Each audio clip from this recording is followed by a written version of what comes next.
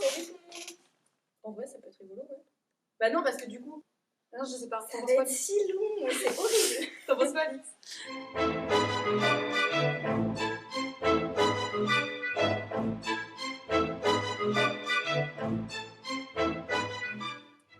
Je m'appelle Anida, je suis étudiante en 3e année de médecine.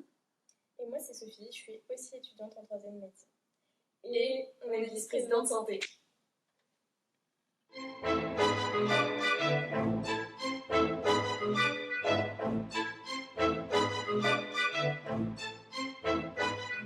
Est-ce que vous pourriez me décrire en une phrase le poste de VP Santé? Le rôle de vice-présidente santé, c'est d'accompagner les étudiants pendant leur première année de santé. Et notamment de les aider sur le plan de leur bien-être mental et physique. Quelles sont les différentes missions de votre poste? Alors déjà, en tant que vice-président, on gère l'équipe composée de plusieurs chefs de projet santé. Après, au niveau des différentes missions qu'on peut mener avec les chefs de projet, il y a l'aspect sport, relaxation, santé publique. Enfin, on a beaucoup d'actions différentes au sein de ces thématiques, j'ai envie de dire. Oui, et vraiment le but en fait c'est d'essayer de créer un maximum d'événements pour les premières années pour qu'ils puissent avoir des lieux de rencontre en eux pour cohésionner entre eux, mais aussi des lieux d'écoute. On organise pas mal de hotlines pour ceux qui ne peuvent pas forcément se déplacer, mais aussi des permanences santé directement sur place où ils peuvent directement prendre rendez-vous avec les CP. Et on essaye vraiment de diversifier ce genre d'action pour qu'ils puissent avoir le maximum de choses à leur portée. Et puis également sur les réseaux sociaux, on essaye d'être présent au maximum pour répondre à leurs besoins et à ce qu'ils ont envie de voir, que ce soit des conseils sur l'hygiène de vie à avoir en première année ou encore des playlists Spotify pour décompresser un peu à la fin de la journée. En autre type d'action, on a également tout ce qui touche le parrainage, donc ça va être la création des familles, la mise en contact des parrains-marraines avec leurs filleuls et s'assurer tout au long de l'année qu'il y a un bon contact au sein des familles de parrainage. Donc t'as dit 4, c'est ça hein?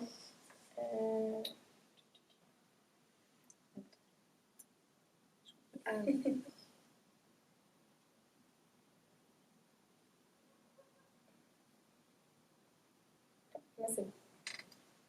Non, je l'ai direct pour pas que tu vois. Alors, tac, poum, tac. Maintenant plus qu'un. Oh, je me suis trop. Quels sont les inconvénients de votre poste? Pour moi, le principal inconvénient, c'est le fait qu'on peut vite se sentir dépassé si on ne sait pas bien gérer son temps. Des fois, on peut avoir envie de donner un peu plus de temps dans sa vie perso ou dans d'autres assos et tout cumuler, c'est parfois difficile. Moi, je dirais que c'est le fait de préparer des actions qui vont intéresser une toute petite minorité d'étudiants. Et par exemple, le sport ou la relaxation, on va avoir 5 ou 10 étudiants qui vont venir et on peut se sentir un petit peu déçu de ne pas avoir plus de monde. Après, c'est pas quelque chose qu'il faut prendre personnellement parce que le peu de personnes qui viennent, c'est des personnes qui ont vraiment besoin d'être aidées. Et du coup, on sait que ces personnes-là, même si elles n'étaient pas nombreuses, on les a vraiment aidées et c'est ça qui compte. Au final, c'est le principal. C'était très très beau. À l'inverse, quels sont les avantages de votre poste?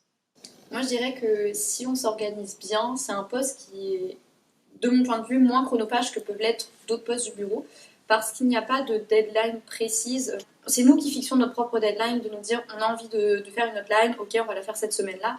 Les étudiants ne s'en rendront pas compte, et à part quelques événements comme les examens blancs ou des choses comme ça qui ont vraiment une deadline, le reste du temps, si on s'organise bien, voilà. Moi personnellement, c'est plus le côté gratitude, contrairement à certains autres postes qui ne sont pas forcément au contact des étudiants. Vraiment, on a des contacts tout le temps avec eux, tous les événements qu'on organise, on peut rencontrer les étudiants et c'est super gratifiant de voir que, comme on disait tout à l'heure, même si il n'y a pas 36 000 personnes qui viennent à nos événements, le peu qu'on aide, vraiment, on éprouve une gratitude énorme envers eux et eux en éprouvent aussi envers nous, donc c'est vraiment un échange de bons procédés et c'est très enrichissant. Moi, je dirais que finalement, on leur apporte du soleil même en hiver. Selon vous, quelles peuvent être les qualités utiles à votre poste? L'une des principales Qualité, je pense que c'est la créativité parce que la cellule synthé, c'est vraiment une cellule dans laquelle il y a tout à inventer et ça, c'est hyper enrichissant parce qu'on peut créer de toutes pièces des événements qui nous correspondent. On a des CP qui ont fait des voyages au Brésil et qui se sont dit tiens, et si on faisait une semaine sur le thème brésilien et tout ça, en fait, c'est à l'initiative de chacun et du coup, c'est super, super enrichissant de pouvoir faire ce genre de choses. Mais il faut également savoir gérer une équipe parce que mine de rien, quand on est vice-président, forcément, il y a des gens derrière qu'on doit savoir gérer et à qui on doit savoir donner les consignes. Mais pour moi, ça reste totalement faisable. C'est pas non plus la qualité primordiale, je pense.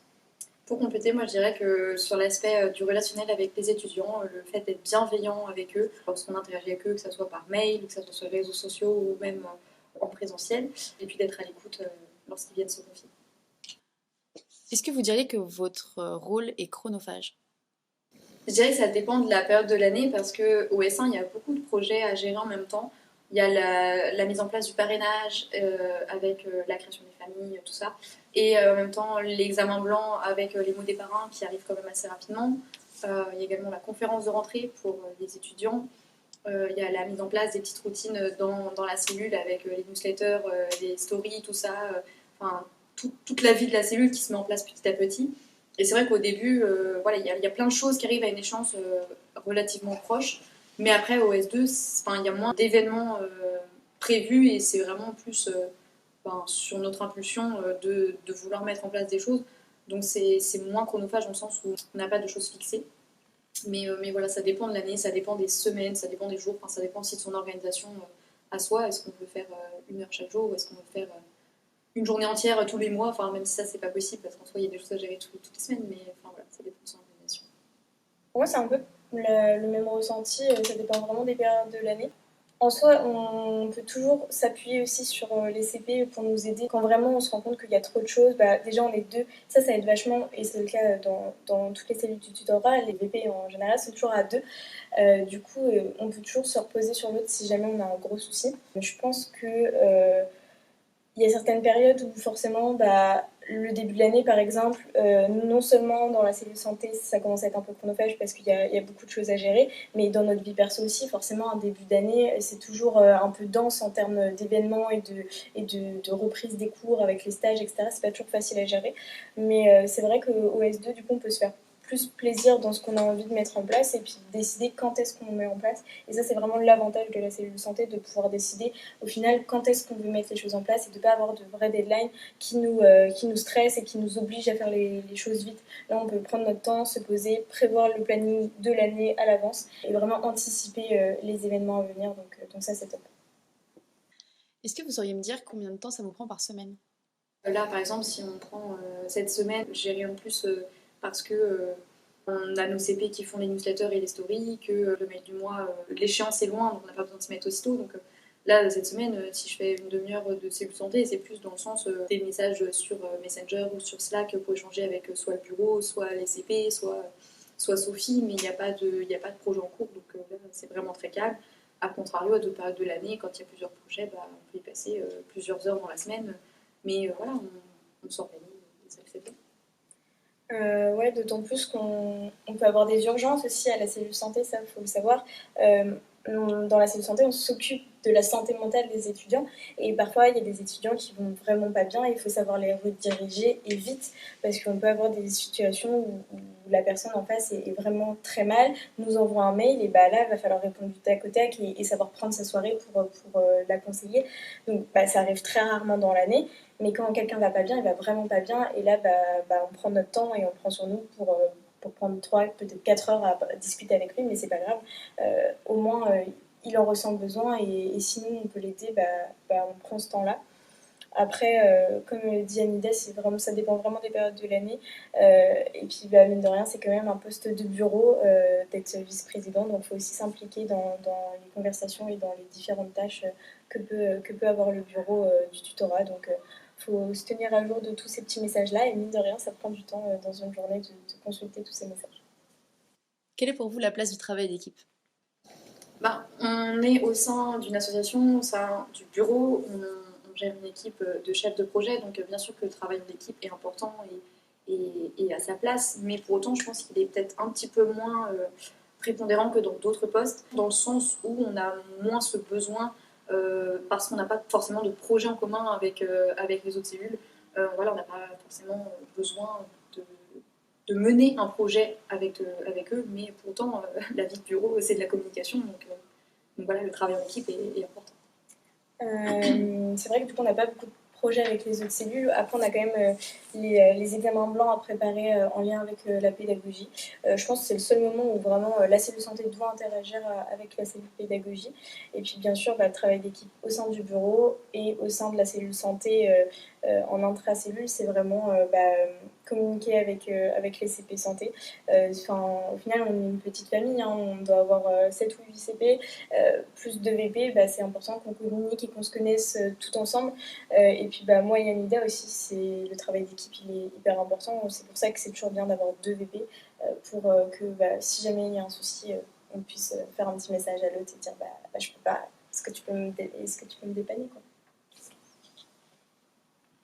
Qu'est-ce que vous avez retenu de votre mandat?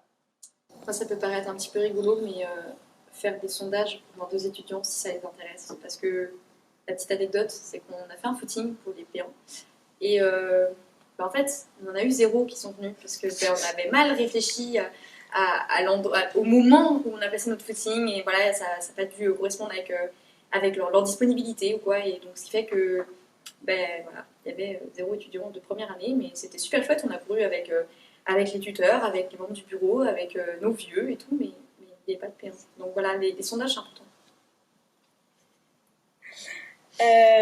Alors moi, ce que je retiens, c'est plus une leçon du fait que peu importe notre volonté d'aider, peu importe ce qu'on peut faire pour ça, des fois ça fonctionne pas. Des fois, il y a peu de gens qui sont au rendez-vous, mais c'est pas grave parce que c'est toujours ce qu'on dit, mais le peu de gens qu'on aide, on les aide vraiment. Et c'est ça le principal de la cellule santé. Et le mot final à retenir, c'est que des fois, il y aura que 5 P1 qui vont venir à votre permanence santé, mais c'est pas grave parce que eux, ils avaient besoin d'être écoutés et vous les avez vraiment aidés. Et c'est pour ça que c'est hyper gratifiant, c'est pour ça qu'on fait ça.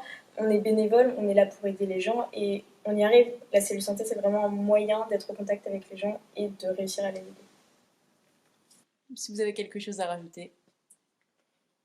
Moi, j'ai envie de vous partager ma citation préférée que j'avais entendue pour la première fois à la conférence de rentrée de la cellule santé lorsque j'étais en première année.